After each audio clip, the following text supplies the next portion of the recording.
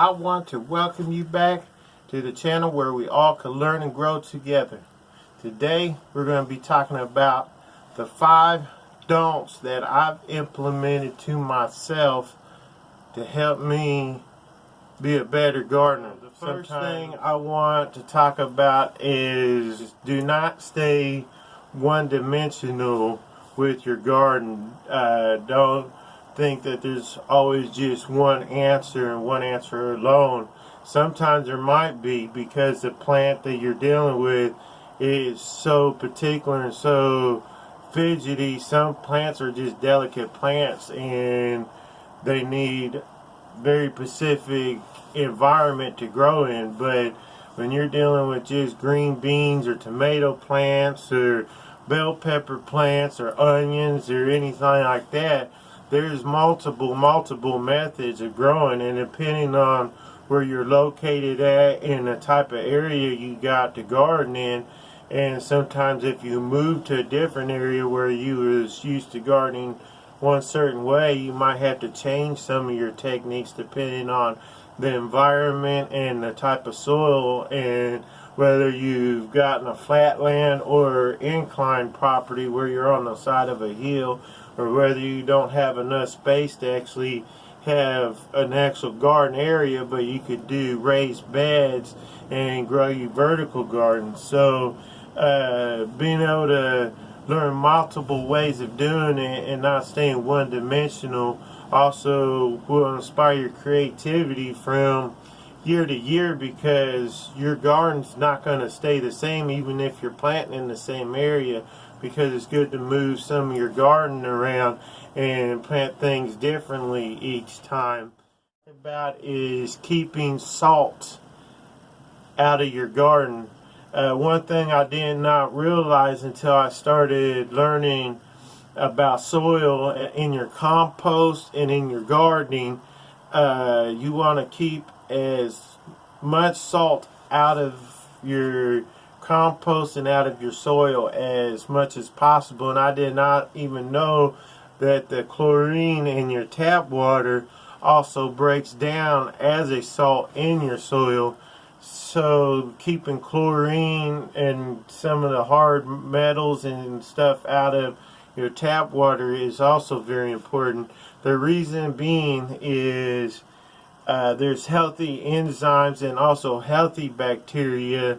I did not realize there was even healthy bacteria. I thought all bacteria was bad, but your plants feed off of the healthy enzymes, and there's healthy bacteria that I'm learning about. You want to keep those as healthy as possible because your plants needs those for nutrients, but salt will kill all of that. It would take a lot of that out of your soil, so it ends up depriving your plant of those very important enzymes that it allows your plant to thrive on. It doesn't mean it won't grow or won't produce. It's just you would get better results by allowing the salt to get out of your garden. Now there is an Epsom salt, and it's used to treat for tomato blight and wilt and stuff in your garden. And that's something that I'm still even learning how to use, is Epsom salt in the garden for that purpose. So I don't want to get too much on the Epsom salt because I'm still learning everything. But as far as like your table salt and the salt that comes from chlorine and all of that, or anything you want to, like some people likes to put fish bones and chicken bones in their garden, but if you've cooked that where it's either in oils or salts, you want to keep that out of your garden. Number 2. Number 3 is a very important one. It's almost important enough I probably could have even put it as number 1. But do not ignore your garden and be in it every day. It's very, very important to have a successful garden, to be in that garden every day. Now right now, since I'm prepping the soil and tilling it, you know, just being in it enough to get the soil turned and get it loosened up and get it ready to start planting, it's not as necessary. But as soon as you start getting plants coming up, and as soon as you plant some rows and keeping the weeds out of it and keeping it as a clean garden, and once you start getting plants, there's training processes where you could train the plant to grow in a certain fashion that you want it to grow to be healthy. So you want to make sure you are in the garden every single day, and sometimes even there might be times you might be in it twice a day.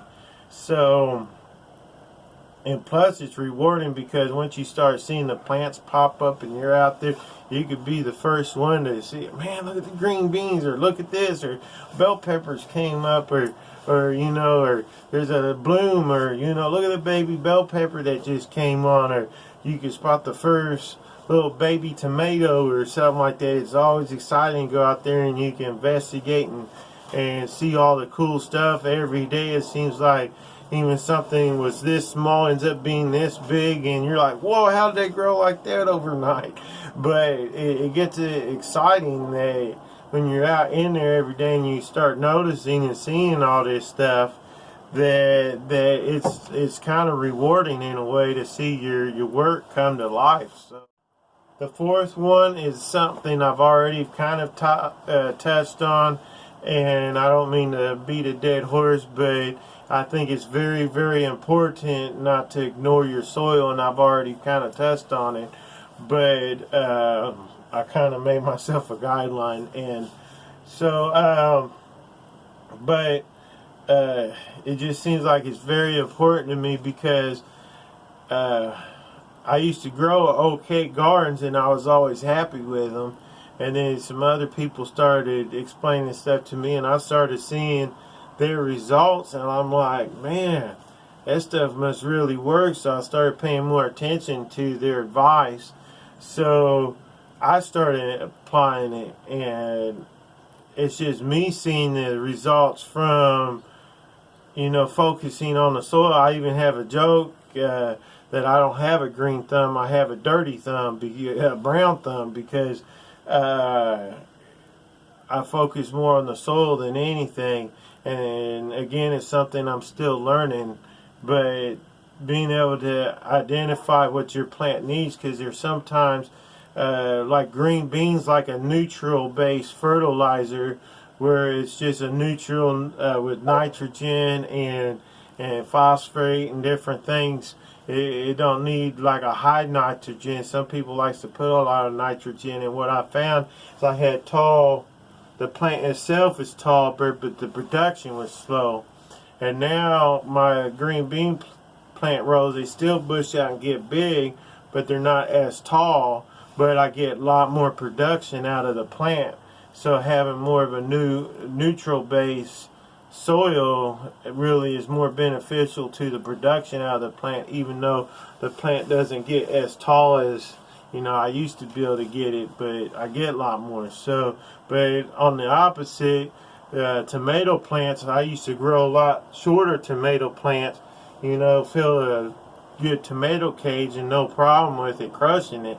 But ever since I started paying attention that the soil needs a little bit more of an acidic based soil and feeding it the way the tomato plant would need, now my tomato plants, they will crush a normal tomato cage. So the last few years I've been trying to find different methods of stringing them up, because a tomato cage, it won't hold. The tomato plant ends up swallowing the tomato cage, but it also ends up cramping the tomato plant.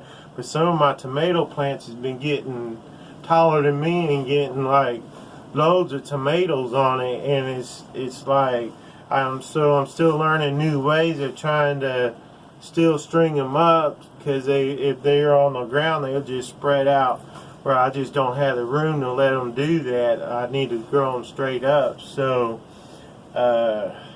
but being able to pay attention to the soil really has helped the amount of produce and quality of production or produce I get out of my garden. And basically don't allow anything unnatural as far as treated woods, as far as chemical based, like you might think about adding fertilizer, but composting becomes, basically you could think of it as composting becomes fertilizer.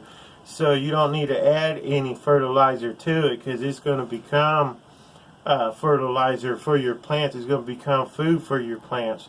So basically you just need to add stuff that would break down to give the plants the food you would need.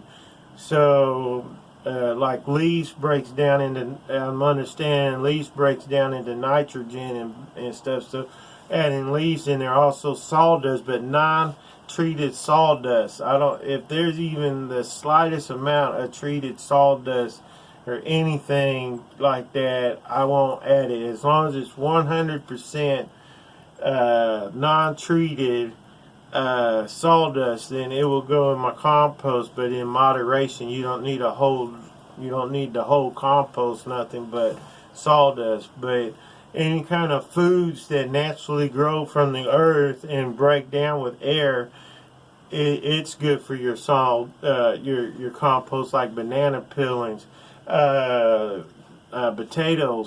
potato peelings, any kind of vegetables that's in your refrigerator. We try not to waste food, but sometimes you might have that onion that you didn't finish using, or something in there that is starting to go a little bit bad. You can add that into your compost.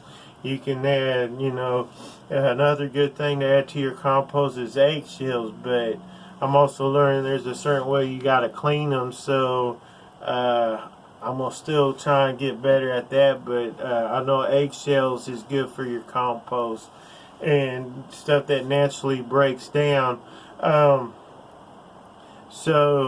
But you don't want to put any kind of chemical-based, non-biodegradable plastic or any kind of thing. And the other thing you don't want is if you got some of your plants you pull up because it has a disease or a wilt or something, where your plant had ended up dying because of something happened to it, blight or something. You don't want to add any of that into your compost either, because you want to keep your compost as natural as you can. So, but these are the 5 things again that I have implemented in my gardening, kind of as the don'ts, to help me improve on the do's.